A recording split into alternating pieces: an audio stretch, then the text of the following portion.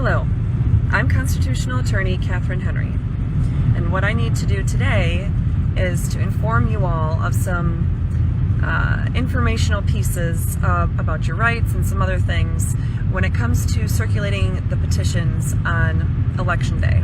Differences between circulating the petition any other time and circulating the petition at the polls, there's a few things we want to go ahead and let you know about. First of all, if you run out of petitions, please contact 616-303-0134 or 616-303-0633. Those two phone numbers and all the rest of the information I'm sharing in this video is available on a PDF that will be shared with this video and also available on the main page of our website. So don't worry about writing any of those things down necessarily. This is just for people who are more visual and need to have something like that go along with the written document. So if you call one of those two phone numbers on Election Day, those are the people we will have coordinating the drivers to make sure that if you do totally run out of petition sheets for Restore Freedom, we can go ahead and get you additional ones.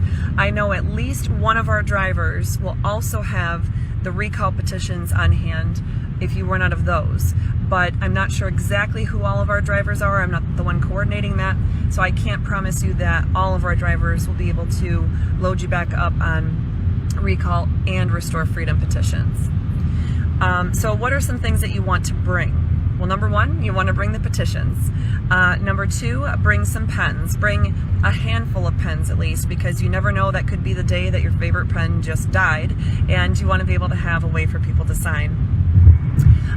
Three, if you are someone that signed up saying that you are going to have a canopy, or that you could borrow a canopy, or that you're going to buy a canopy, please remember to bring a canopy. If you get your polling location assignment later today from Lori with Restore Freedom, and you want to double check that somebody else doesn't have a canopy, the assignment that you'll get, the email that you'll get, should say in there which person has signed up to bring the canopy for that particular precinct. But definitely, if you have an extra or whatever that you could bring, just to make sure something doesn't happen that way, it'd be a good thing to have in your car. So signs. If you don't already have a sign here, yard sign for Restore Freedom, we are actually working to make sure we get one in the hands of every single person that's kind of in charge of that particular precinct for the day.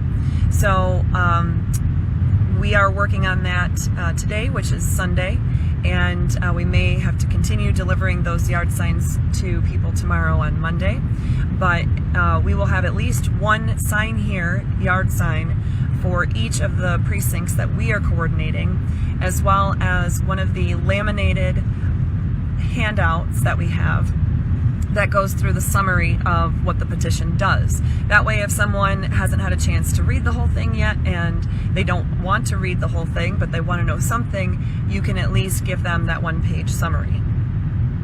And of course, having it laminated will help to keep it waterproof in the event that we have snow or rain on Tuesday.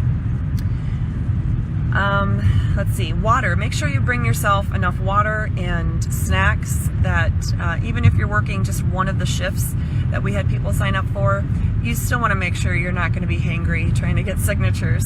And we want to make sure you're staying hydrated, especially with all the coronavirus stuff happening, right? So also, please bring a plastic bag that at least as long as it's big enough to cover the petition. So that way, even if you have a canopy, sometimes we get that sideways rain or something like that. If you're finding that's a problem, if you have a plastic bag, you can at least put the petitions in that plastic bag in between people signing. So guidelines. Basically, the biggest thing you need to be aware of that's specific just to Election Day is that you need to stay 100 feet away from the polling place entrance. Now, some of these polling precincts are located within churches or schools or other buildings that are not what you might think of as a traditional voting center. But nonetheless, you need to stay away 100 feet away from the entrance of where people would go in to be able to vote. As long as you are outside of that 100-foot radius, you are allowed to be there. Even if it's a church, even if it's a private, entity that owns the land and the building, any polling precinct is being used as a government building for the purposes of Election Day. So, for example, even where I vote now, our polling precinct is located inside of a church. Obviously, it's not being utilized as a church in that moment while people are there to vote. It is used as a government-run polling precinct. So if you hear people that are giving you a hard time saying, well, this is private property, you can't be here, it's not private property in the sense that they can have you removed, or that they could tell the police to come and take you out of there because you have a right to be there. Again, that's only for Election Day while it's being used as a government run event at their property. You are allowed to collect signatures while you're there. So we've had in the past where people were being told that they're allowed to be there, but they can't collect signatures. I'm not sure what the thought behind that is, but it's not true. You definitely have a right to collect signatures. You also have a right to open carry or concealed carry, following whatever laws there are about the concealed carry aspect of it. So if you have a gun that you typically, do carry because, of protecting yourself or for your safety, don't worry about what the Secretary of State was trying to do in the last week or so. She doesn't have the authority to do that under the Constitution. She doesn't even have authority to do that in a state law.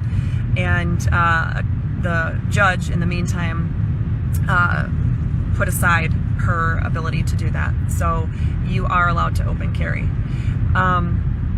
You are allowed to talk with people that are there to vote. So some of the people, like on primary election day, were told, well, you can be there, but you can't essentially talk to people. You can't engage with them. Well, do I want you to chase down people? No, I don't want you to chase anyone down. But it's like running a booth at any other thing. If you've ever been at a booth at a county fair or any kind of, community expo or business expo, it's that concept. You want to be welcoming, you want to be inviting, and you want to encourage people to come up to the booth to see what you have. A lot of people might think that they've already signed everything that's out there. So you need to make sure you are totally explaining to them that this petition is not the 1945 repeal. And assuming that you do have the recall petitions there, tell them, that's not the only one. We have 2 different petitions. Even though people oftentimes will say, oh, yeah, I signed that. Make sure you're actually explaining the difference between the 2, because many people, in my own personal conversations, once I go over just in, a slightly different discussion about it or talking about it, then they come to the realization, oh, I don't think I did sign that one. So, okay, the Michigan Constitution, Article 1, Section 3 says, first of all, it protects your right to peaceably assemble, petition the government for a redress of grievances, consult for the common good, instruct your representatives, etc. So our Election Day efforts to collect signatures fall under all of those provisions. And on this PDF sheet of what you'll be able to access, I do have right on there the language of Article 1, Section 3 of our Michigan State Constitution quoted, which says, the people have the right peaceably to assemble, to consult for the common good, to instruct the representatives, and to petition the government for a redress of grievances. So that is what's written right in our state constitution. The U.S. Constitution, First Amendment, protects the right of people to assemble, petition the government for redress of grievances. It has a little bit less wording than the state constitution does, but it still covers all of our efforts for Election Day.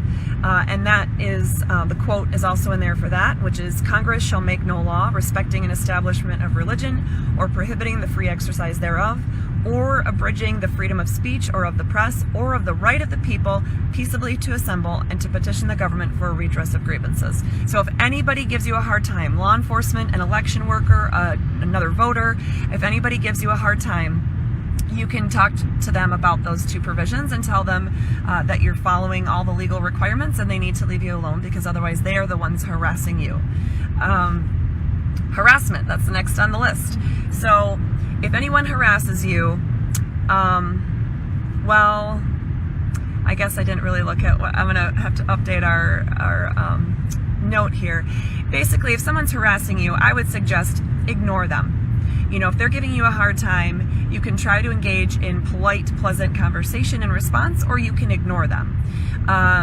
If it gets serious, though, if it gets serious and you are, you know, potentially worried about your safety or, you know, causing a scene, feel free to pack everything up and just leave the area for the time being. Usually then that would be resolved, you know, within a short period of time, because the person is gonna, you know, lose the attention span over it, and then they'll leave the area. If you are, you know, if somebody's truly threatening you in a way or harassing you in a way that is something that you feel is very serious and that you're in danger, please then call law enforcement, because they will be able to, their job would be to come out and stop that from happening, because you have the right to be there. And someone can't say, well, I have a First Amendment right to free speech too, so I'm going to use that to harass you. That's not acceptable. That's not what's allowed. So now the main difference for those of you who are circulating both the recall petition and the Restore Freedom petition, the main difference in how you fill it out is actually at the top of the Restore Freedom petition, it says county. You need to make sure that you're, you have the county written. So if you're going to be in Georgetown Township, that it says Ottawa County at the top, and then everybody can fill it out or, you know, sign it on that sheet. You're going to be at the polls on election day, so I can't imagine that there would be any situation where somebody is at the poll without being registered to vote there. So you don't have to really worry about making sure you have the correct county, because they'll all be in the same county. But with the recall petition, you have to put municipality as well as county. So either their township or their city. Again, at a polling precinct, everybody's going to be within the same city or within the same township. So you don't have to worry about that. You just need to make sure that you're filling it out on the top. But everybody going into that same polling precinct should be within the same township or city. So it shouldn't lead to a bunch of confusion then for you in that regard. So hopefully this was able to answer any of your questions, and if you do have any additional questions, keep checking our website for any updates, as well as please feel free to reach out to one of our team members, and they can help clarify things for you as well. Thank you so much for your fight and freedom, for your joining us in this effort. We really appreciate it, and I wish you all great luck tomorrow, or excuse me, on Tuesday, as you're helping in this great effort to collect all the rest of our signatures that we need for the Restore Freedom Initiative petition. Thanks, everyone. Hi guys, my name is Will, and this is the Restore Freedom Initiative training video for circulators of this petition going around. I have a sample sheet right here that I will reference throughout, and this is going to be the quick bullet by bullet point training video. If you want the full breakdown, please see Catherine's video that's also on this page, and she will give you the full legal breakdown and all the various nuances that you might be curious about. But if you just want to get out there and get started and get petitions signed, then you're at the right place. First off is you must keep your petition together. You'll notice that your petition has two different sides to it. You have a signature side, and then you have the legal side. This is the full breakdown, okay? And this is just the simple side. So first, keep them together. These must be touching at all times, especially during signing. They must be kept together. They cannot be separated by law, okay? Number two, The full summary of the law is at the top of the page. If you want the full breakdown of the law, that's on your second sheet, okay? So that up here is going to be the summary, and the second page is the full breakdown. Number 3 is the county field. That's located right here on this. The county field must be the county that the people are registered to vote in. So in other words, if you live in Allegan County and you are signing this petition, you have to have Allegan here, and it can only be people who are registered in Allegan County who are signing this form. So if someone's from Kent County or another county, they need to have a separate sheet. So each county needs its own sheet. Number 4, sign only once. This might seem like a no-brainer to some, but no cheaters allowed, okay? You cannot sign this petition more than once. You can't sign on different sheets, you can't go to different petitioners, but you can sign other unrelated petitions, okay? We just cannot sign this particular petition more than once. Number 5.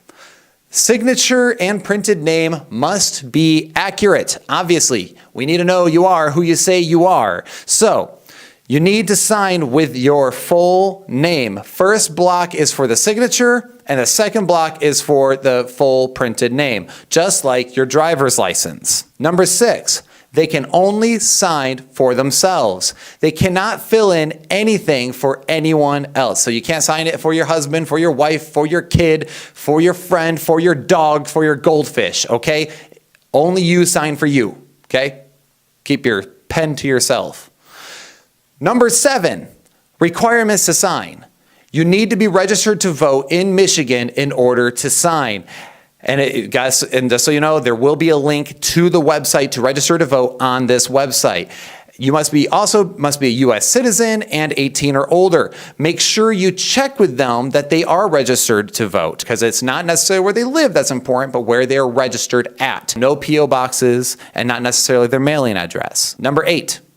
Correct date of signing. You must have the correct date of signing to be, so in other words, if throughout this sheet you are putting June 3rd, June 3rd, June 3rd, and then somebody puts a June 4th, and then everyone puts June 3rd and June 3rd, that can nullify all 10 signatures on this sheet.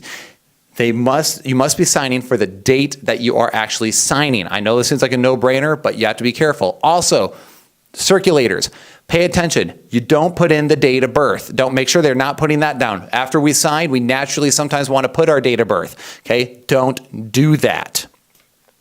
Make sure it's today's date. And that brings me to my next point. Make sure the signatures are being done in chronological order. That's going to help nullify any issues going on from the previously mentioned point here. Signatures need to be in chronological order. Do not skip lines. And you can't have signatures for more than one day on a sheet, but they must be in order of being signed. So you can have the first, second, third, fourth, and fifth, but just make sure they're in chronological order. If you have a first, second, fifth, fourth, that's going to mess things up, okay? So number 10, as a circulator, you must be sure that you read the certificate of the circulator, that you must be at least 18 years old, you must be a U.S. citizen, and all signatures need to be signed in your presence. You need to witness this, okay? You can't pass it around. You don't leave it on a table unattended for others to sign. You need to witness each and every signature and make sure they are 100% correct. That is your job as a circulator, and you're taking the responsibility of that. Next, not knowingly letting someone sign more than once. So here's the thing. If somebody comes up and they can't remember if they actually signed it or not, better play it safe and don't let them sign it, unless they do remember if they had or hadn't, okay? Also, make sure they are signing their own name, not someone else's name, not their nickname. Make sure they are signing their legal name, okay? If you don't live in Michigan, you must also check the box as a circulator that you do not live in Michigan. So be upfront about that. You have to be clear about that. Also, if you sign that you are the circulator, you must be the circulator, okay? So in other words, you have to be who you say you are. So you can't have any proxies, you can't have any pawns going out and doing the work for you. If you're the circulator, you're the circulator, okay? All right. Also, once you have completed this whole form, and let's say you got all the signatures, you're done, you're ready, you want to turn them in. Okay, So then you have to sign and date and fill out the circulator section and fill out all those fields and make sure you only do this when it is complete. If you are not a resident, put your county of registration that you're registered to vote in, okay? And make sure you put the date that you are actually signing this. Again, these dates are important, so put in the proper date. Number 11, how to read the amendments and how to tell people how to read this. Legal documents are confusing, so we're going to keep this simple. If they are in normal case, as you normally would have something written, then that is something that is in the Constitution and is staying in the Constitution. If it is crossed out, it is being removed from the Constitution. And if it is in all caps, it is being added. So we're simply, normal case, it's staying, crossed out is being removed, and all caps is being added, okay? Number 12, can I sign it too? Well, of course, if you're a circulator, you're wondering, can you sign this thing or do you have different privileges? No, we are all inclusive here. You get to sign that petition as well, but you only get to sign it once. You don't get special privileges, okay? Number 13, black or blue ink only. No markers, no pencils, no fancy colors. Only black or blue. We keep it like bruises around here. Number 14, which is oops, I made a mistake, or uh-oh, they made a mistake. What do? Well, if this happens, make sure you reach out to your Restore Freedom Initiative representatives right away and you don't make any corrections personally, okay? And the one exception is if you see them in front of you make that mistake, make sure you have them cross it out themselves and start over on the next line. Number 15, if you are going door to door, and you're knocking, make sure you keep social distancing because people are worried about COVID-19. And remember, we don't want more hostility than necessary. Also, you want to be mindful of people who are immunocompromised. So keep distance, all right? Number 16, stapling.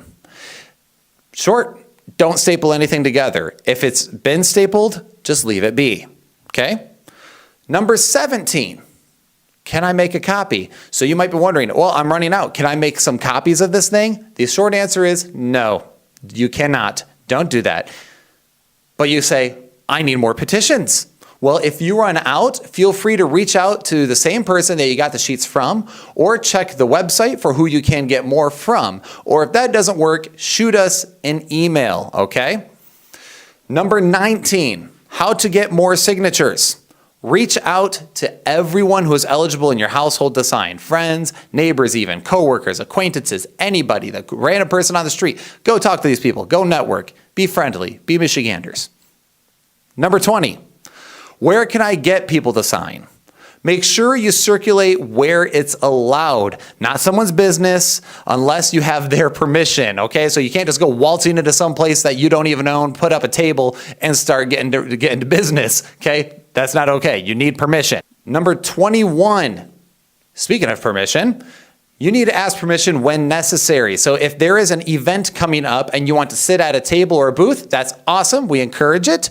But you need to ask for permission from those that are organizing the event. Don't give us here a bad name. Number 22, which is events, okay? If you are going to be at an event and you want to get the word out, please fill out the form on this website and give us all the details, the name of the event, the start, the stop time, the location, the date, the brief description of the event.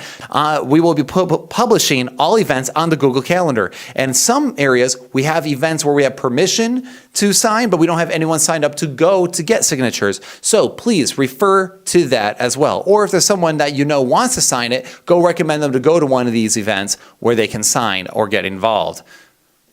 Number 23, finding events to get signatures. So basically just what I said, check out the event calendar to find events that we won't be at so that you can go with these petitions. So network a little bit, check your area and get involved. Number 24, you say, I'm done, now what? You got all your signatures that you need and you want to turn them in. So what do? Well, you put them in the lockbox at 7194 Michael Drive, Hudsonville, Michigan. Or if you need to meet in person, email us at restorefreedommi@gmail.com.